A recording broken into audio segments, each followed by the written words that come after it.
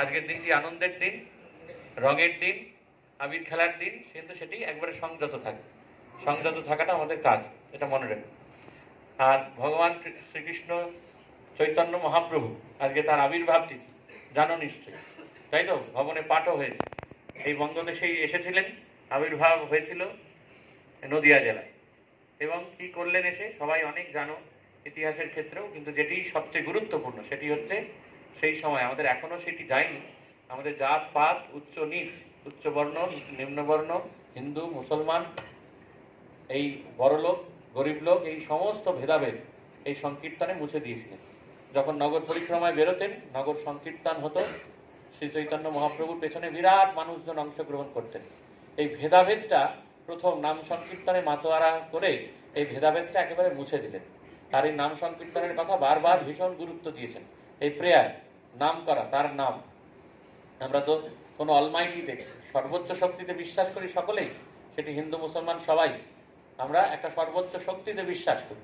সেই শক্তি কারো কাছে রামকৃষ্ণ, কারো কাছে শ্রীকৃষ্ণ, কারো কাছে রামচন্দ্র, কারো কাছে শ্রী চৈতন্য, কারো কাছে আল্লাহ, কারো কাছে যিশু, কারো অন্য দেব দেবী, বিভিন্ন শক্তি যার কাছে আমরা প্রার্থনা করি।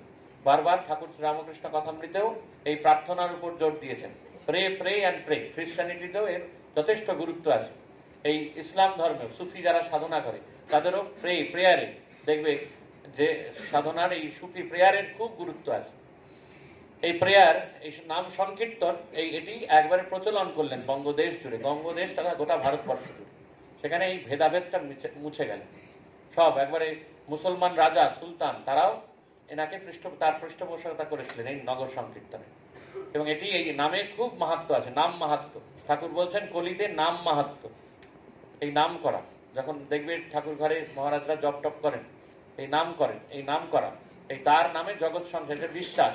এই বিশ্বাসে কি হয়? এই ভেতরে শক্তি সঞ্চারিত হয়। আমাদের ভেতরে শক্তি আছে, সেই শক্তিটা সঞ্চারিত হয়। আমরা বিশ্বাস করি না করি। তাই আজকে কি করবে? একটুখানি নাম সংকীর্তন করবে, গান করবে, তারপর এই পরিক্রমাটা হবে।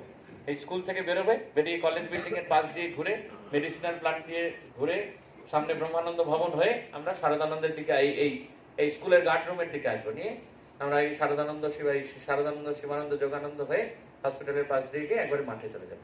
না, এটা আমার সঙ্গে করো তো। আমার গলা এত এদের মতো সমঝতি আর দেবার্গদের মতো নয়, কিন্তু নাম সংকীর্তন করো সব। এই সুরটা সবারই জানো, আমার সাথে করবে, বাজাবি কেন? হরে কৃষ্ণ করতে হবে।